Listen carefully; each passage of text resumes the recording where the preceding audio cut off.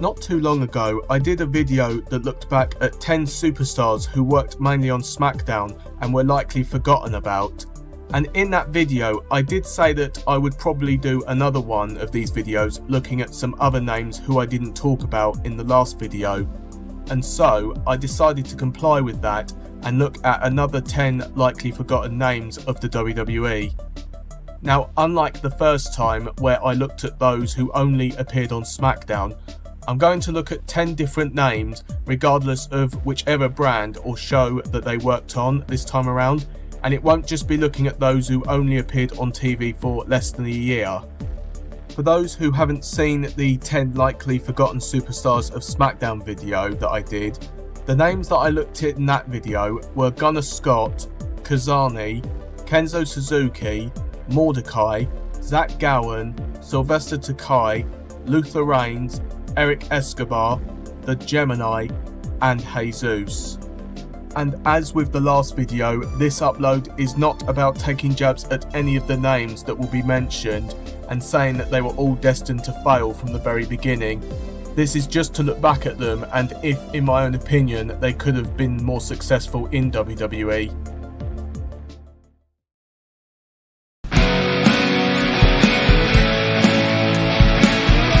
Kaval debuted as part of Season 2 of NXT, a time when the show played out like a game show. Kaval was mentored by Laycool, the team of Layla and Michelle McCool. Kaval would eventually win the season and he would make his main roster debut on SmackDown on the September 10th, 2010 episode where he lost to Drew McIntyre. Whilst on the main roster, Kaval was used mainly to put other guys over. He did earn a spot as part of Team SmackDown at the 2010 Bragging Rights pay-per-view. However, shortly after earning his place on the team, he would lose it to Tyler Rex. Kaval managed to score his first win in a match against Intercontinental Champion Dolph Ziggler on the November 19th edition of SmackDown. This led to Kaval receiving his only title shot and pay-per-view appearance in WWE at the 2010 Survivor Series, where he challenged Ziggler for the Intercontinental title, but he was unsuccessful. Kaval's final televised appearance came on the December 21st, 2010 edition of SmackDown, where he lost again to Drew McIntyre.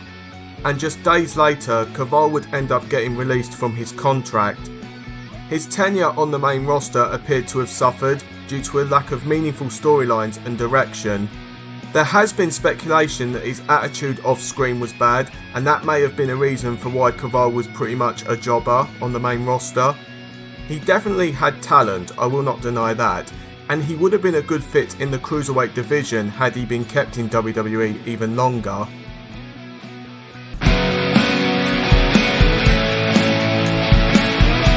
Christy Hemme joined the WWE as part of the 2004 Raw Divas search. Hemme would win the contest and she would make her in-ring debut at the 2004 Taboo Tuesday event in a lingerie pillow fight against the Divas Search runner-up Carmella de Caesar, which Christy won. In early 2005, Hemme would have a short rivalry with women's champion Trish Stratus over Christy's appearance in Playboy magazine. This led to Hemme challenging Trish Stratus for the women's title at WrestleMania 21, a match that she lost. After a feud with Victoria, which ended at the Vengeance pay-per-view, Christy Hemme would make her way to SmackDown. There she almost immediately began a feud with Melina, a member of the M&M team. At No Mercy, Christy teamed up with the Legion of Doom, Animal and Heidenreich, to defeat M&M in a mixed tag team match. And on the November 25th episode of SmackDown, Christy Hemme worked her last on-screen bout against Melina, which Melina won.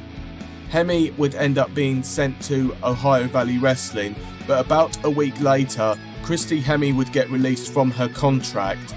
The WWE stated that a lack of creative and budget cuts were the reason for her being let go from the company, but Christy herself stated in 2008 that her WWE departure was on her own terms. Regarding her time on TV, I feel a lack of both direction and creative made Christy Hemme's time in WWE quite low, though she did work with the likes of Trish Stratus and Victoria. I feel WWE should have kept her on Raw, where she could have had more opportunities, as I feel her time on SmackDown was sort of inferior. than her time on Raw.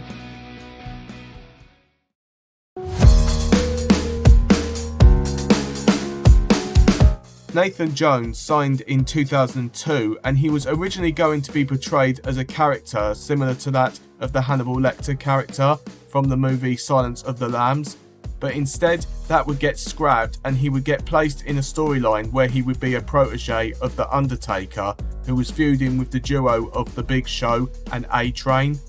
This would lead to a tag team match at WrestleMania 19 where Jones and The Phenom would take on Big Show and A-Train.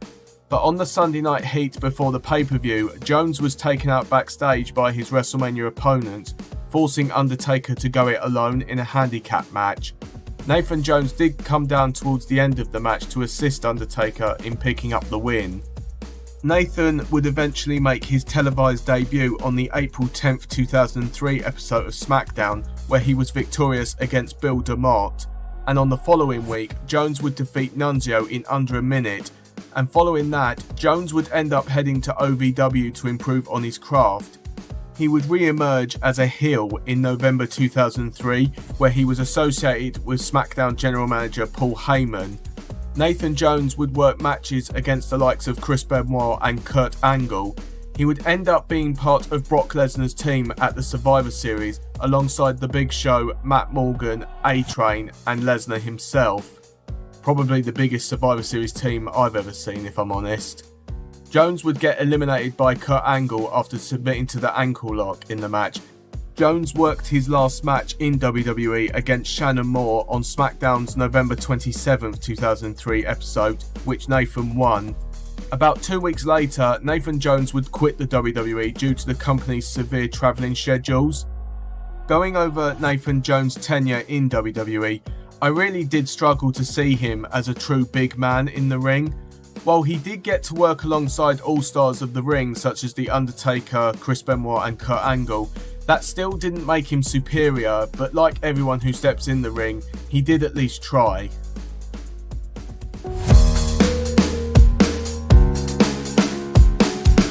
Bam Neely came to TV in 2008 as a bodyguard-like manager for Chavo Guerrero. He debuted by assisting Guerrero along with Kurt Hawkins and Zack Ryder in beating down ECW champion Kane and putting him through a table, after Kane and Chavo had signed for their match for the ECW title at the 2008 Backlash pay-per-view. Neely's first televised match was on the April 29th ECW on Sci-Fi episode, where he and Chavo Guerrero took on Kane in a handicap match, which the two men won. Neely's next match was another handicap match on the May 5th edition of Raw, where he, Chavo Guerrero and 12 other members of the ECW roster took on Mr. Kennedy and Triple H. The ECW team were victorious in that bout when Guerrero pinned Mr. Kennedy. Bam Neely's TV time was mostly being associated with Chavo Guerrero and the faction known as La Familia, which included Edge, Vicky Guerrero, Kurt Hawkins and Zack Ryder. His association with Chavo Guerrero ended on the October 24th, 2008 SmackDown episode, where Neely and Guerrero took on WWE Tag Team Champions Carlito and Primo. The two men got into some disagreements during the bout and Neely would get pinned by Carlito. This led to the two men going their separate ways. Bam Neely worked his final televised bout, where he lost to Matt Hardy in a singles match. And in January of 2009, Bam Neely would get released from his contract with WWE. Given that Bam Neely worked mostly as a bodyguard character with very few on-screen matches, I can't say he had any real chance to show off any true in-ring potential he may have had, given that he was released shortly after his association with Chavo Guerrero ended. So yeah, Bam Neely didn't manage to get to shine as a singles competitor, though yes, he did work one-on-one matches whilst on TV, but even then, he mainly just kept putting guys over.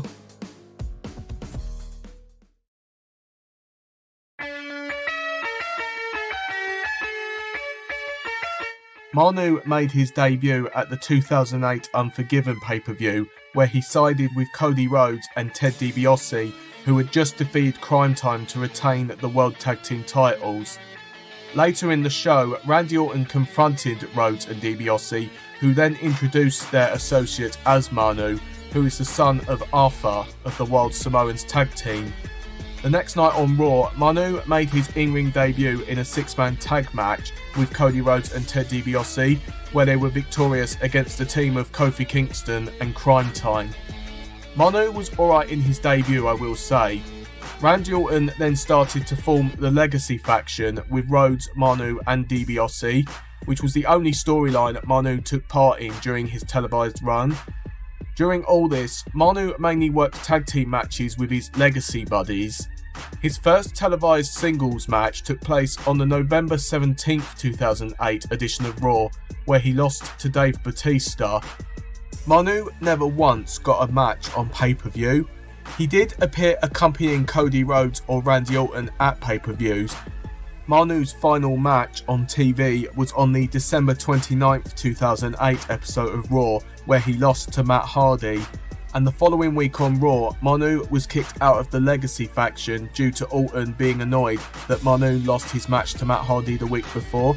And after being on TV for around 3 to 4 months, with only 11 televised bouts, Manu was released from WWE in March of 2009. I would have liked to have seen Manu play a more prominent role in the Legacy faction, if I'm honest, and maybe he could have been a bigger success down the road. I think maybe he had some potential, but he didn't get the chance to show it.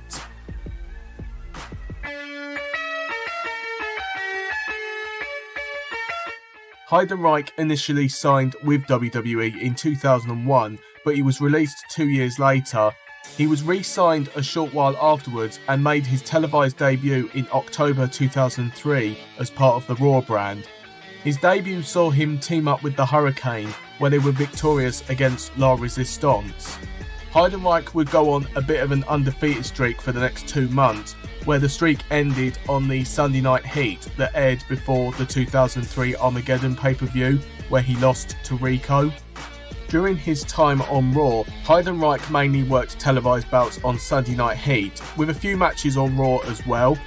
Following a victory over the Hurricane on the February 16th, 2004 edition of Heat, Heidenreich would get removed from TV and would re-emerge on the August 26th, 2004 episode of SmackDown, where his gimmick was that of a psychopath, where he did random run-ins during matches and read out his own poetry, those he called disaster pieces, whilst under the management of Paul Heyman. 2 storylines spring to mind when Heidenreich gets brought up. His first was his rivalry with The Undertaker, which got pretty much underway when he interfered in Taker's last ride match with John Bradshaw Layfield at the 2004 No Mercy pay-per-view. Heidenreich faced the Phenom at the Survivor Series, which he lost, and after costing Undertaker the WWE Championship again at Armageddon during a Fatal 4-Way match, the rivalry on screen culminated in a casket match at the 2005 Royal Rumble, where Heidenreich lost again. His other well-known storyline in WWE was when he teamed up with Road Warrior Animal to form their version of the Legion of Doom. Heidenreich would win his only championship in WWE when he and Animal defeated Eminem to win the WWE Tag Team titles at the 2005 Great American Bash. The duo held on to the tag team titles for around 4 months until they dropped them back to Eminem on the October 28, 2005 edition of SmackDown. Heidenreich's final televised bout occurred on the December 30th, 2005 edition of Velocity, where he and Road Warrior Animal defeated Nunzio and Vito in a tag team match. And on January 17th the following year, the WWE announced that Heidenreich had been released from his contract. Heidenreich really came across to me as a failed experiment. While he is one of the guys who had a sort of weak run in WWE, at least there was his tag team title win with Road Warrior Animal, but that still wasn't really too pleasing, I must say. As nothing really special came with Heidenreich, I sadly have to say his TV time was all too poor.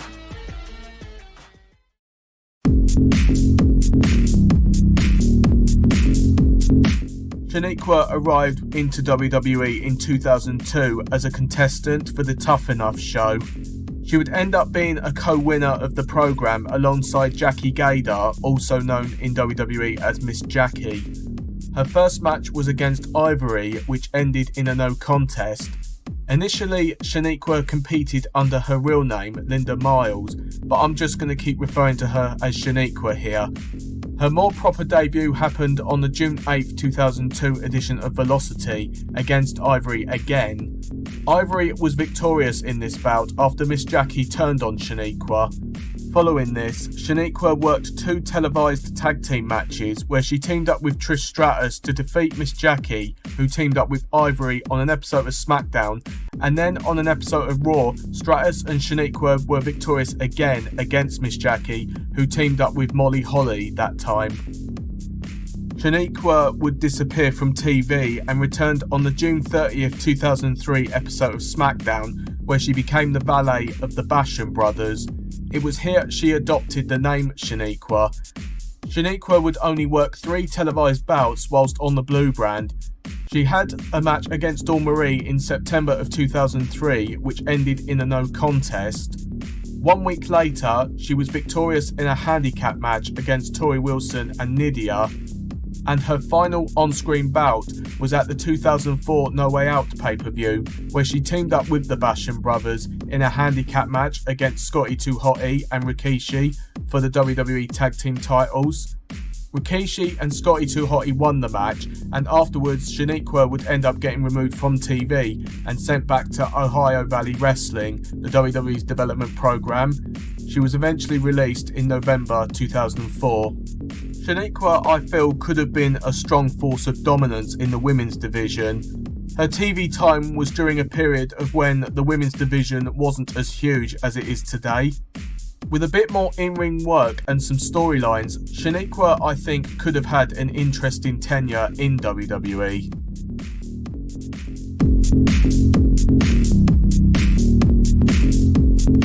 Christopher Nowinski came to WWE television in June of 2002. His character was that of a Harvard graduate, which was based around Nowinski's real-life time in Harvard. He would assist William Regal in his match against Bradshaw over Regal's European Championship. This culminated in a short-lived alliance with William Regal, and with help from Regal, Nowinski would win his debut match against Spike Dudley. Throughout 2002, Nowinski managed to get victories over the likes of Booker T, Jeff Hardy and Al Snow. One moment that springs to mind regarding Christopher Nowinski was at the 2002 Survivor Series, where he cut a promo where he ridiculed the audience inside Madison Square Garden, where the event was being held. After SmackDown's Matt Hardy came out to back him up about what he had said, Big Papa Pump Scott Steiner made his return to WWE, where he single-handedly destroyed both Nowinski and Hardy. During his participation in the 2003 Royal Rumble match, Nowinski was a victim of a double missile dropkick from Rey Mysterio and Edge, where the latter mistimed his kick, and this resulted in Nowinski suffering from post-concussion syndrome later on in his career. Sometime afterwards, Christopher began wearing a metal protective face mask during his matches, a bit similar to that of Cody Rhodes' undashing gimmick from 2011. He would end up forming a tag team with Rodney Mack, with Theodore Long as their manager. Around June 2003, Nowinski and Mack would have 2 pay-per-view matches with the Dudley Boys. The first was at Insurrection, held in the UK, where the duo teamed up with Teddy Long against the Dudley Boys, with Spike Dudley teaming up with Bubba Ray and Devon. The Dudley Boys got the win here, but at Bad Blood, Christopher Nowinski would use his protective mask on Bubba Ray Dudley to score the pinfall win for himself and Rodney Mack. Christopher Nowinski's final televised bout took place on the June 23, 2003 episode of Raw, held in Madison Square Garden, where he lost to Maven. Due to developing symptoms of post-concussion syndrome, Nowinski chose to retire from wrestling. He did, however, make one more TV appearance on Raw's December 12, 2005 episode, where he offered to take up the role of the new general manager of Raw.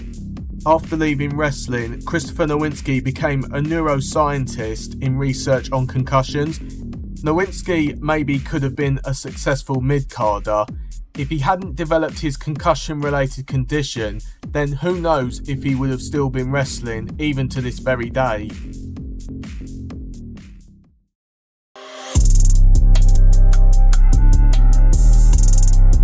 Marcus Corvon first appeared on WWE programming in January of 2007 as part of the ECW brand.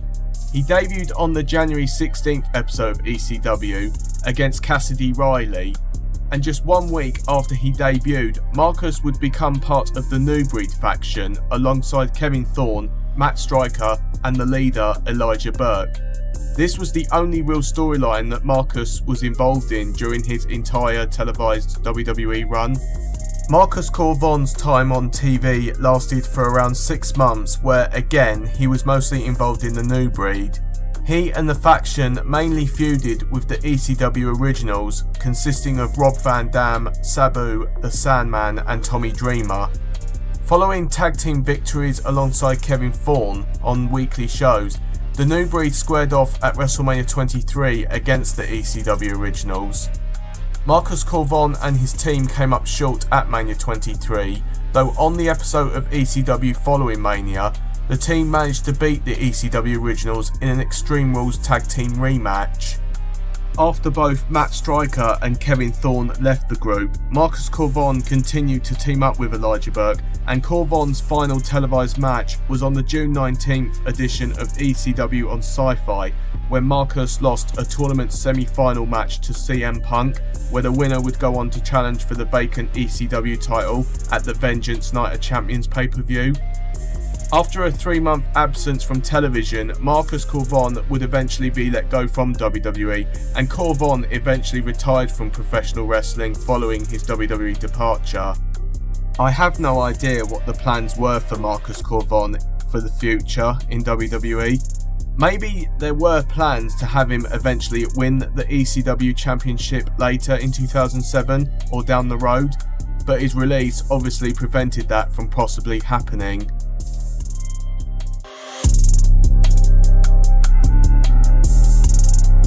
Daniel Puder came into WWE as part of the Tough Enough show.